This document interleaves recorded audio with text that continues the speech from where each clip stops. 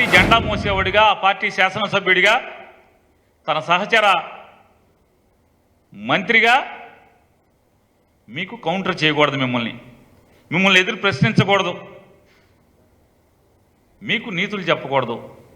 ఎందుకయ్యా పొలంలో మర్రి చెట్టుకి తాడి చెట్టుకి వయసు వస్తుంది, కనీసం 10 మందికి ఎవడికోడికి ఏదో ఒకటి ఉపయోగపడుతుంది మనుషులకి. కనీసం ఇంత వయసు వచ్చి ఈ రకంగా మాట్లాడటం కరెక్టేనా అని మిమ్మల్ని ప్రశ్నిస్తే నేను నీతులు నానిని, మిమ్మల్ని ఏం బూతులు మాట్లాడతాను. ఏం బూతు మాట్లాడాను ఏ రోజన్నా? చంద్రబాబు నాయుడు గారు మిమ్మల్ని, పవన్ కళ్యాణ్ గారు నేనేం బూతులు మాట్లాడాను? మిమ్మల్ని ఏం బూతులు మాట్లాడాను? ఇంకా మీ వయసుకి తగ్గట్టు ప్రవర్తించకుండా 75 ఏళ్ల వయసు వచ్చి 14 ఏళ్ల ముఖ్యమంత్రి అని చెప్పుకునేటువంటి మీరు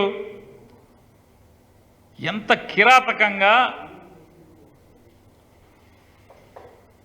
నా కుమారుడు పేర్ని కృష్ణమూర్తిని మీరు ఎంత దిగజారి మాట్లాడుతున్నారు. నా కొడుకు గంజాయి అమ్ముతాడా? ఇంతకన్నా ఎందుకు వయసు అనేది? ఈ వయసు, ఆ వయసు ఒంటి మీద వయసుకి తగ్గ మాట్లాయి. మరి ప్రజాసేవ చేయాలనేటువంటి ఆకాంక్షతో, బలమైన ఆకాంక్షతో రాజకీయాలకి అడుగుపెట్టి 4 సంవత్సరాలు నీ కొల్లు రవీంద్ర లేదా నీ పార్టీ నాయకులందరూ కూడా ఇళ్లల్లో పడుకుని, మీతో సహా అందరూ ఇళ్లల్లో పడుకుంటే అతను కరోనాలో ప్రాణాలకు తెగించి ఐసీయూ వార్డులో కూడా బందర్లో కరోనా బారిన పడినటువంటి ఏ పేషెంట్ని అడిగినా కూడా పేర్ని కృష్ణమూర్తి సేవల గురించి ఈరోజు కూడా మాట్లాడతారు.